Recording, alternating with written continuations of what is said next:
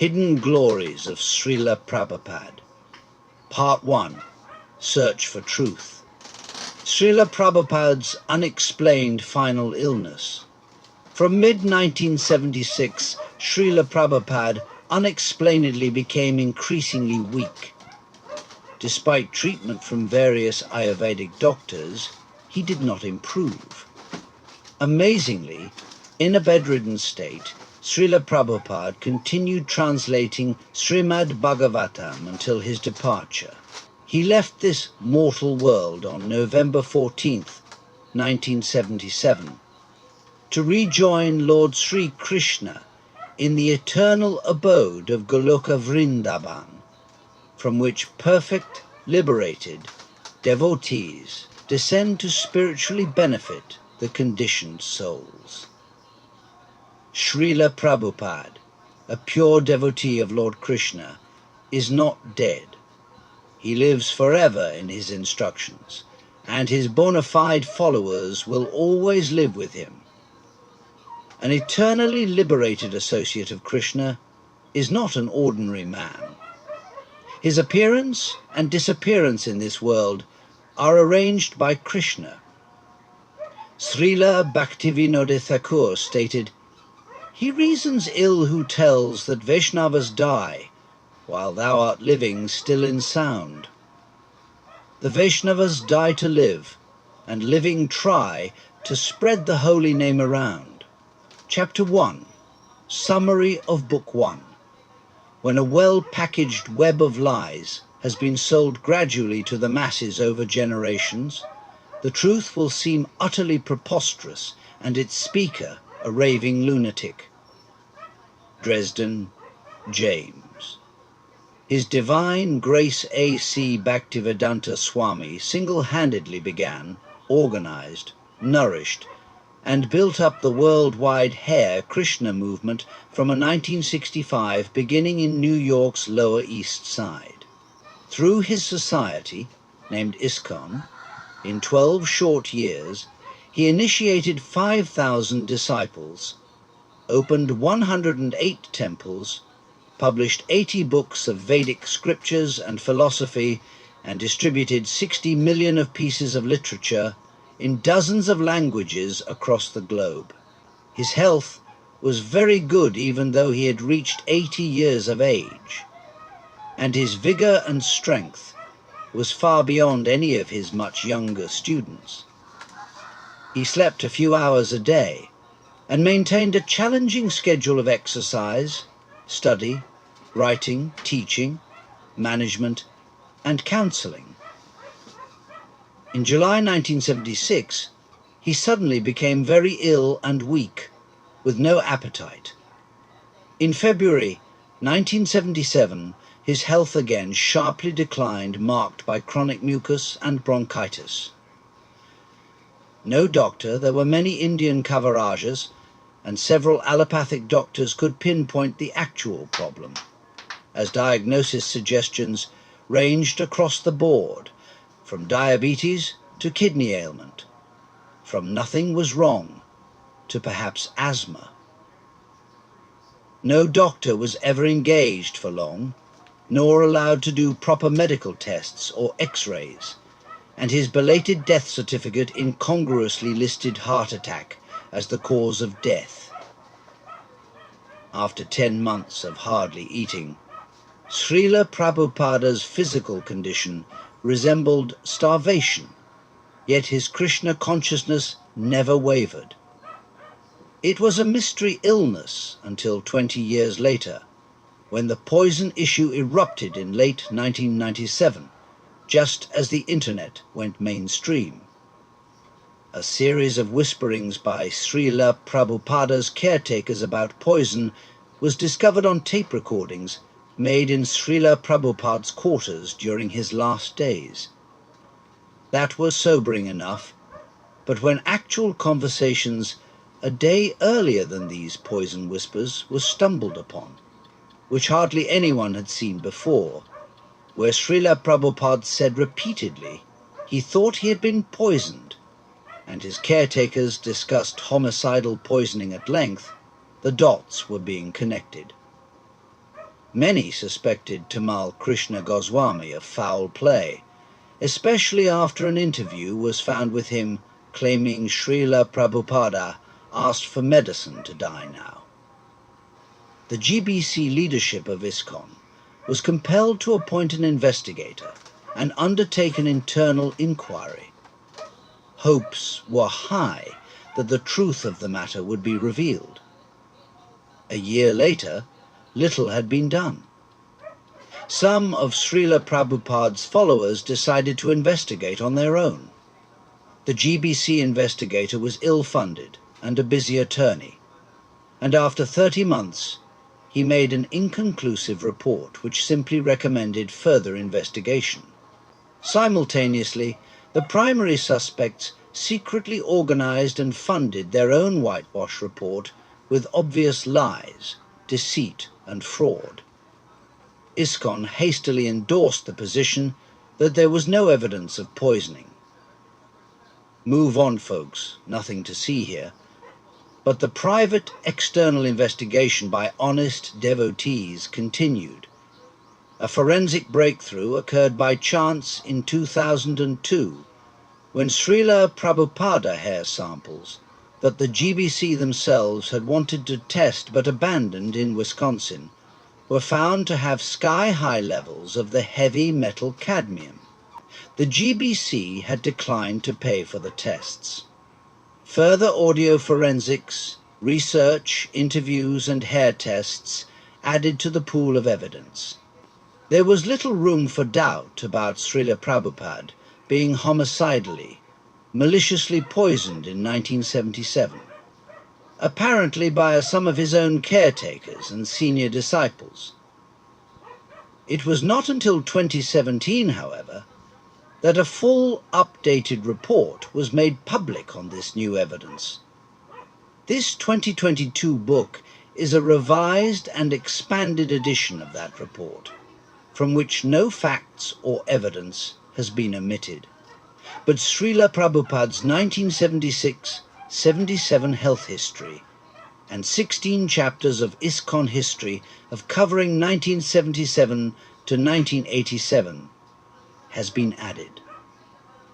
A struggle to effect a full, honest, and unbiased investigation into this matter was undertaken by a significant spectrum of persons.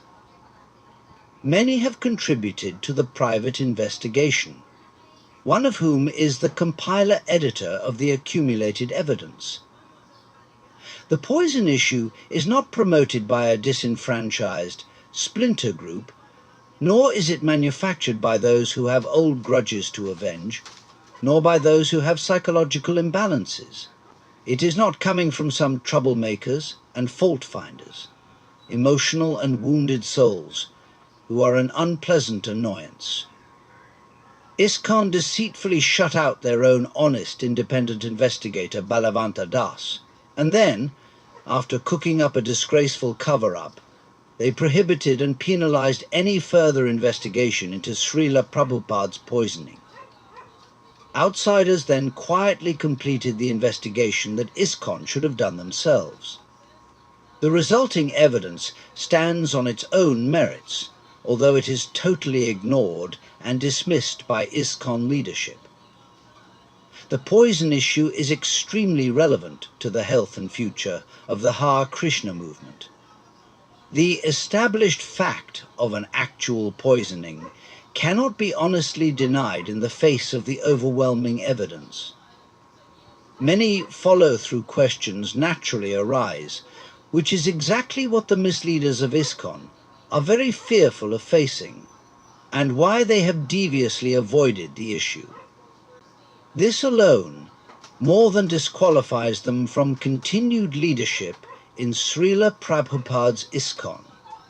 Aside from criticism of the GBC for failure to honestly investigate Srila Prabhupada's poisoning and their devious cover-up of obscuring the evidence, this book focuses on the evidence and on unraveling the myths propagated by the institutional denialists. Ultimately, the work done by private individuals outside ISKCON will be continued by a government agency investigation pursuing mundane justice. This book is also a response to the book, Not That I Am Poisoned NTRP, published by ISKCON February 2000 and endorsed by its GBC. Their book was a response to Someone Has Poisoned Me SPM, May 1999, which presented the evidence which at that time indicated Srila Prabhupada had endured arsenic poisoning. Later hair sample tests revealed shockingly high cadmium levels. The debate on the lethality of the arsenic levels found in an early hair test became largely irrelevant due to the cadmium discovery. The evidence and conclusions in SPM remain valid, but with a significant addition to the body of evidence, cadmium was the primary poison, and arsenic was secondary. Cadmium was found in similarly elevated levels in 3 separate forensic analyses of Srila Prabhupada's hair. These cadmium levels could not be due to accident, pollution, industry, shampoo, medicine, or bad water. It was due to malicious homicidal poisoning by ingestion of contaminated food or drink. Questions that arise from Srila Prabhupada's poisoning are: 1. Who did it? Who benefited? And what should be done with them? 2. Which of them are in ISKCON or its leadership? 3. Can we trust what these leaders have done since 1977, or any of their policies, position papers, doctrines, or philosophical interpretations? What deviances have they introduced into ISKCON? 4. Is it not problematic if those who poisoned Srila Prabhupada are also party to the endless changes to Srila Prabhupada's books, lying about being successor acharyas, making multiple revisions to the initiating guru system, disenfranchising thousands of devotees, and remaining financially unaccountable as illegitimate gurus? 5. Can we allow Srila Prabhupada's poisoners and those who support them to guide his mission forward? 6. Did some ISKCON leaders have Srila Prabhupada removed for their own material gain and then corrupt the institution with defective doctrines to enable pursuit of their own personal material ambitions? 7. Then, shouldn't everything that has happened in ISKCON since Srila Prabhupada's departure be re-evaluated? Shouldn't we start over from square one, like it was the day after Srila Prabhupada left? Chapter 2. Truth and Cognitive Dissonance. 1. It is certainly not good to write literature for money or reputation, but to write books and publish them for the enlightenment of the general populace is real service to the Lord. C.C. Mad, 19.1322. The highest courage is to dare to be yourself in the face of adversity, choosing right over wrong, ethics over convenience, truth over popularity. Travel the path of integrity without looking back, for there is never a wrong time to do the right thing. Michael Moore. This book is about ascertaining the truths of ISKCON history and Srila Prabhupada's glorious disappearance pastimes. However, because it is Kali Yuga, the age of hypocrisy and quarrel, to ascertain truth in any arena is fraught with many challenges. Often we must justifiably be suspicious of those who may be trying to hoodwink us into a flawed conviction based on faulty evidence or fake authorities. Thus, we are all somewhat paranoid of being convinced of something new, especially if it is controversial. Still, we ask that readers' beliefs, opinions, and preconceptions will not prevent them from keeping an open mind and allowing the facts and evidence presented herein a fair hearing, before making a final determination on its validity. suspend the reflexive mental blockage of new information, and trust the intelligence to distinguish rumor, supposition, or logical fallacies from incontrovertible evidence and facts. This presentation is not loaded with clichés, false analogies, or circular data, and it will not be an indoctrination campaign. We are not presenting a conspiracy theory, although the facts and evidence may at first appear as such until given the fair and full hearing it deserves. Unfortunately, partial hearings will result only in a cheap, superficial understanding of the facts. The danger is we will then pretend to be informed, adopting a faulty and prejudiced opinion which secretly suits our hidden predispositions. Self-annihilating dishonesty and motivated denials should be scrupulously avoided. Unfortunate also is that people in general do not even know they are immersed in a culture of concealing truths from themselves, even though they pride themselves upon being supposedly open-minded, but are often so in name only. Galileo was jailed for saying the Earth was not the center of the universe, and Columbus was deemed crazy to sail west across the Atlantic, lest he fall off the edge of the Earth.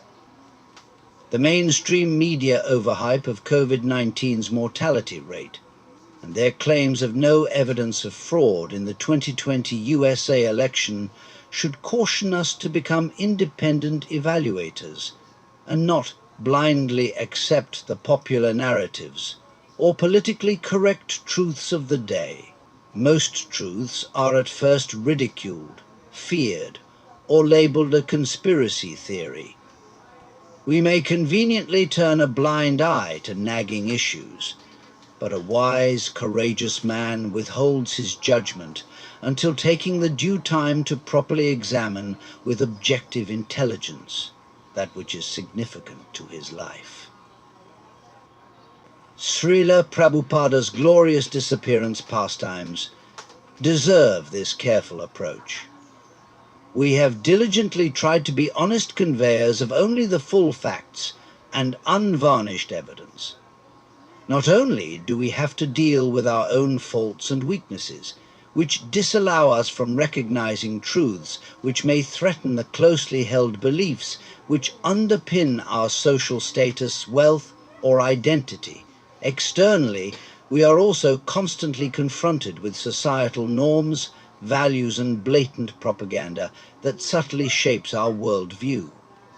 It is the nature of the lost soul in the material world to be affected and molded by whatever he associates with. We are very pliable and made into what we are by our culture, friends, information sources, and association. It requires constant effort to remain open to truth and not become a programmed robot marching in lockstep to our controlling influences. Open discourse and free speech, amongst other things, are healthy and empowering to an enlightened person. But the degrading influence of this age leads us to ignore, minimize, downplay, and ridicule that which we disagree with or are told is untrue. Research has been done on what is called belief disconfirmation paradigm. Dissonance is felt when people are confronted with information that is inconsistent with their beliefs. If the dissonance is not reduced by changing one's belief, the dissonance can result in restoring consonance through misperception, rejection, or refutation of the information, seeking support from others who share these beliefs and attempting to persuade others. An early version of cognitive dissonance theory appeared in Leon Festinger's 1956 book, When Prophecy Fails. It described the deepening of cult members' faith following the failure of their prophecy that a UFO landing was imminent. The believers met at a predetermined place and time, believing they alone would survive the Earth's destruction. The appointed time came and passed. They faced acute cognitive dissonance. Had they been the victim of a hoax? Most members chose to believe something less dissonant to resolve reality not meeting their expectations. They believed the aliens had given Earth a second chance, and the group was now empowered to spread the word that Earth spoiling must stop. The group dramatically increased their proselytism because of the failed prophecy. Another case of belief disconfirmation paradigm is an Orthodox Jewish group which believed their rabbi might be the Messiah. When the rabbi died of a stroke in 1994, some of them still concluded he was the Messiah but awaited his resurrection. Cognitive dissonance and becoming open to the truth. In psychology, cognitive dissonance is the mental stress or discomfort experienced by a person when confronted with new information that contradicts existing beliefs, ideas, and values. This causes one to strive for internal consistency by the motivation to avoid psychological discomfort. Many will experience shock when confronted with the evidence in this book, and due to cognitive dissonance will try to reconcile the new information with their previously held convictions, hopes by insisting this is not true. By denial, avoidance, argumentation, or disbelief, one may postpone acceptance of this reality. Similarly, it usually takes even a sincere person up to several years to accept and adopt the process of bhakti yoga, as it takes time to shed one's attachments and illusions. The facts in this book may require major reviews of closely held values and beliefs. It will be a troubling and emotional experience to learn what happened to Srila Prabhupada in his last year. Not all of his followers have the ability or strength to deal with such a heavy issue. Srila Prabhupada's disappearance pastimes are more than most tender hearts can accommodate. We advise a patient, private study, the facts and evidence, allowing adequate time for assimilation. But the truth is very healing for the false bodily misconception of life, or to the naive idea Srila Prabhupada passed away simply due to old age.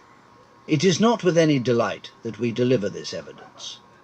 Many have said that when they came to understand about Srila Prabhupada's passing away, based on his own statements and scientific confirmations, it was the worst day of their life. But an honest person can never hide from the truth, difficult as it may be. Even with irrefutable evidence, many will remain reluctant to consider it. It is a slow process to dispel cognitive dissonance, step by step, and no one should be unkind or impatient with those struggling to adjust to truth. We have seen how disbelieving persons will simply toss aside the real evidence and facts in this case, and cling instead to their prior limited knowledge. Cognitive dissonance is difficult to overcome. Give respect to those fearful of the truth. Fear takes time and will to overcome. Some will be vehemently opposed to accept the evidence presented herein, as the truth disrupts their attachments, psyche, and major paradigms. But anyone can overcome cognitive dissonance with an open and honest mind. It surely helps if they are not subservient to the political pressures of an institution like ISKCON. I think that the biggest impediment in presenting your evidence is cognitive dissonance. When someone believes something to be true, and then is confronted with evidence, data that contradicts that belief, one of the ways that they cope with the dissonance is to find evidence or an explanation that supports their original belief. Anuttamadasi, 2016, From Divine or Demoniac, by Danesvara Das P., 378. The aftermath of realizing the truth. One will likely be emotionally reeling after having read this section of the book. This is normal and expected for anyone realizing that what they love is being destroyed by those they once trusted, and that their trust has been violated. It takes time to adjust to and accept these truths, to assimilate them, and to reconcile the many historical incidents and details. Those who have not previously or fully processed this history will find themselves going through the stages of grief, denial, anger, bargaining, followed by depression, reconciliation, and finally acceptance as a natural response to a tragic event, great loss. Denial is generally the first reaction. The final stages are acceptance and reconciliation. One examines past events in light of the new information to re-evaluate and make sense of history, and come to a new understanding. From a Zero Hedge article, May 6, 2020, there comes a point in the introduction of every new official narrative when people no longer remember how it started, or it doesn't make any difference anymore, because the official narrative has supplanted reality. By late 2004, most had completely forgotten the propaganda that launched the invasion, and thus regarded the Iraqi resistance as terrorists, despite the fact the US had invaded and occupied Iraq for no legitimate reason. There were no weapons of mass destruction, and the US had invaded a nation that had not attacked it, and posed no threat to it, and so was perpetrating a textbook war of aggression. But these facts did not matter. We were totally immersed in the official war on terror narrative, which had superseded objective reality. Herd mentality had taken over. It's a state of functional dissociation. They knew there had never been any WMDs, and still they were certain there were WMDs, which would be found, although they clearly did not exist. In Nazi Germany, most were not fanatical anti-Semites, or there was no need for Goebbels and his propaganda machine. Germans knew that their victims posed no threat, and also they believed the opposite, and did not protest as Jews were sent to death camps, which, in their dissociative state, simultaneously did and did not exist. This sounds like psychosis, but it is not an absolute break from reality. People know what they believe is not real. Still, they are forced to believe it, as the consequences of not believing it are more frightening than the cognitive dissonance of believing a narrative they know is false. Disbelieving the official narrative means excommunication from normality, the loss of friends, income, status, or punishments.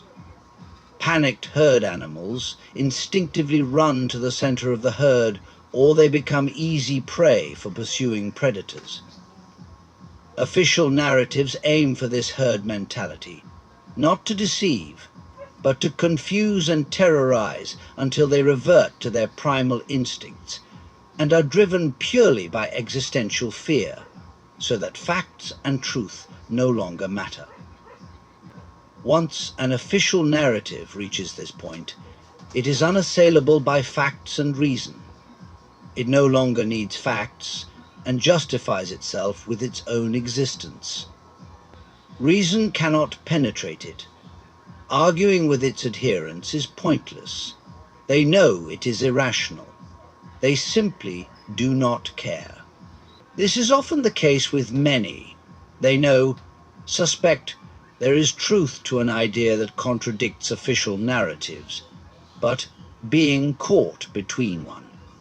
Their own fear of making the practical, psychological, philosophical, and political adjustments in their life to realign with the truth 2. And the pressure from church leaders and their peer group.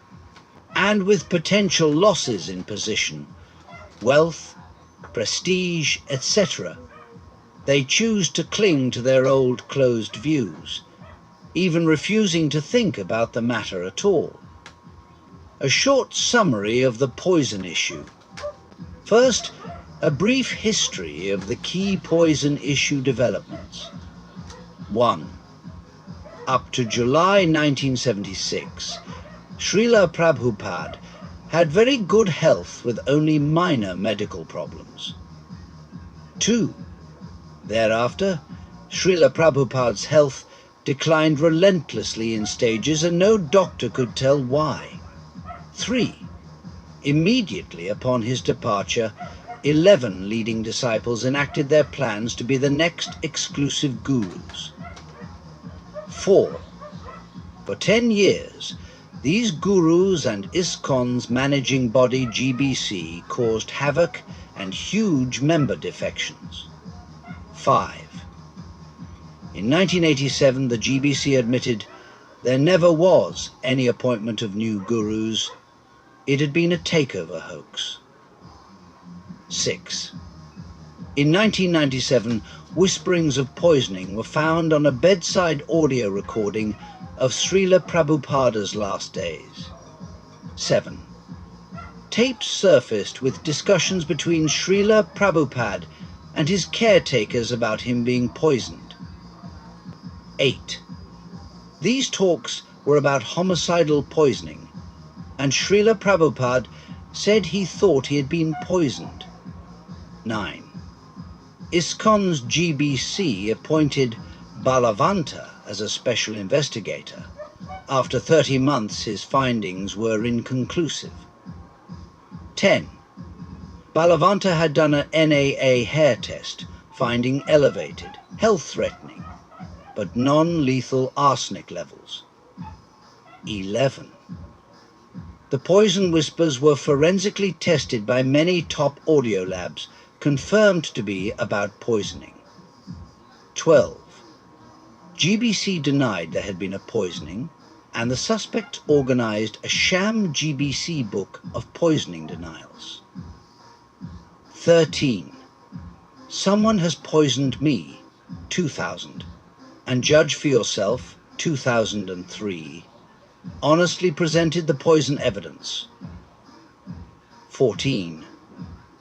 These books were condemned by the GBC, and they banned discussion of the topic in ISKCON. 15. In 2002, 205 hair samples, arranged by the GBC, were tested and found to have lethal cadmium levels. 16. In 2017, Kill Guru, Become Guru was posted online with updated evidence of Srila Prabhupada's poisoning. 17. In 2020, a GBC loyalist published Deception Full of Deceit, meant to discredit the poison evidence. February 18, 2022. This book released as a complete tome with full facts, evidence, and discussion on the subject. Becoming properly informed with facts. Amongst the followers of Srila Prabhupada, most are not very well informed about the facts of Srila Prabhupada's departure. Strong emotions are invoked by this subject, and many have avoided becoming properly informed with the actual facts. Often it is assumed that poison theorists have an agenda based on material considerations, or the poison theory is not substantiated with real evidence. Some blindly believe what their superiors, friends, or ISKCON guru has told them. This is a shame, because, as one who carefully considers this book will see, it is not a theory, nor a conspiracy, but based on very abundant evidence. The accumulated evidence amounts to rock-solid proof that Srila Prabhupada was indeed poisoned with homicidal intent. Assurance is given that this book is based on noble motives, that it is not opposed to the principles of spiritual life, and is presented suitably for even those who may not be familiar with Krishna consciousness, so they may approach this issue with respect and appreciation for Srila Prabhupada's position and achievements. This book is a comprehensive historical reference with all the evidence to date in one place. The record must be set straight, in light of so much false propaganda and obfuscation from those who hope to fend off discovery of the full truth. This book's aim is revisionism, to bring history into accord with the facts. Why would history and factual evidence be at odds? Usually, it is because institutions falsify the past to keep their membership loyal and subservient to their corruptions, theme of Orwell's 1984. The material world is a dirty place, and it is imperative we must clear up the lies and misconceptions which obscure the actual history and proper understanding of Srila Prabhupada's disappearance pastimes. The proper mood of inquiry in seeking truth is without preconceptions, vengeance, or anger. For those who face and greet the sun, they will be blessed with its light. Let us find the truth, whatever it may be, even it be unpalatable, bitter or unexpected, or even if it turns our life upside down. Ultimately, the truth is always good. There should be no fear of open discussion about Srila Prabhupada's departure, because if it is undertaken properly, namely with honesty, such discussion can be beneficial materially and spiritually. Those falsely indoctrinated with politically correct partisan alterations of reality will require much time for mature spiritual realizations and a clear view of the facts to evolve, automatically dispelling the lies and fear that was instilled in them. Truth is like the sunrise which causes darkness to flee. Accuracy, apathy, and honesty in search for the truth. This presentation is made as accurate and complete as we could, without confusing facts with speculation. The evidence is laid out as it is, without any purpose other than being truthful. This is the best approach to deal with this darkest of all crimes. The truth always prevails. Facts often may be loathed and condemned, but we should not deviate from the truth, even at risk to our life, reputation, or being cursed. Years ago, someone struggled to raise signatures on a petition endorsing further investigation into Srila Prabhupada's poisoning, and was surprised at the lack of interest. Why the indifference? This is lamentable, but has become typical in an ISKCON institution constantly beset with scandals and rumors, as everyone grows weary of the turmoil and bad news, with few ready options to solve the problems. Admittedly, it is difficult to rise above the weariness of cynicism, yet spiritual strength will enable us to do so, just as this is how to transcend the debilitating modes of nature. As one would not be apathetic if their own parents had been murdered, so we must similarly respond to the poisoning of Srila Prabhupada, who is our true spiritual father, mentor, and primary beneficiary. This book aims to set the facts straight and clear up confusion in the poison issue, and should be valuable to anyone not affected by negative association. It is an exhaustive attempt by disciples of Srila Prabhupada to illuminate, for the benefit of devotees and sincere seekers now and in the future, the truth regarding historical and spiritual circumstances surrounding the mysterious disappearance pastimes of Srila Prabhupada. It is not a lynch mob agenda out to find somebody to hang, but is instead a crusade for discovery and recognition of facts. Only the sincere will be able to understand the real truth. Unfortunately, those under the spell of false preachers and their false narratives will miss out on the truth. A huge stock of evidence has accumulated to date which definitely proves, beyond any doubt, that Srila Prabhupada was indeed maliciously poisoned with homicidal amounts of the heavy metal cadmium. These revelations came about only by the arrangement of Lord Sri Krishna. ISKCON leaders privately doubt their own official narrative. Based on confidential information, we know that many senior ISKCON leaders accept that Srila Prabhupada's departure in 1977 involved poisoning, or that they accept it is very likely. Srila Prabhupada's statements, the recorded whispers, scientific evidence and personal knowledge of internal ISKCON rumors has led them to hold open that it is quite possible that Srila Prabhupada was poisoned. This was seen in 2002 when a slate of many senior ISKCON leaders supported further investigation into the issue, independent of ISKCON itself.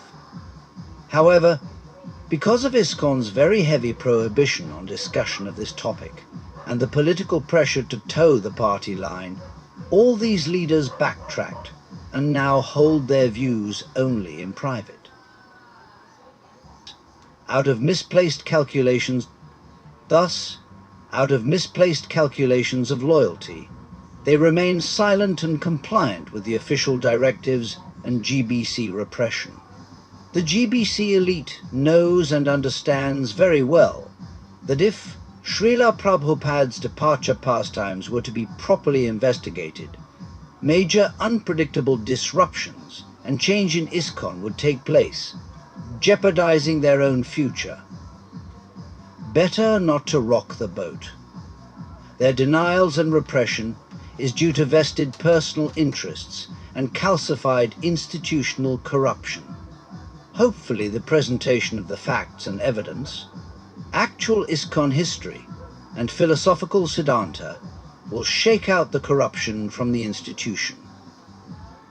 Truth be known. No more cover-ups. Taken courage. Face the facts. Conclusion. That Srila Prabhupada was deliberately poisoned with heavy metals to force him out of the scene is evidenced by the facts. The suspects took Srila Prabhupada's place as successor acharyas. This is ISKCON history. We must go back to square one and re-evaluate the existing order in ISKCON, effecting a major institutional housecleaning. If the acharya's seat was stolen illegitimately, with poisoning and deviant policies enabling the plunder of the society assets, then honest devotees must make determined, assertive efforts to rectify the situation. The truth about Srila Prabhupada's final pastimes has yet to be assimilated into the Hare Krishna movement's psyche, but this is inevitable as the truths and facts take hold, dispelling the prevailing ignorance and cover-ups. When the sun of the truth rises, all becomes obvious and self-evident. We hope this book of facts and evidence will be found useful. Dr. Sherry Tenpenny quoted research that when 10 to 11% recognizes a truth, a societal paradigm shift takes place, with that truth quickly becoming the accepted fact. Truth-telling, 1%, 2%, 3%. Truth, conformity to fact, reality, actuality. Correspondence with what actually occurred,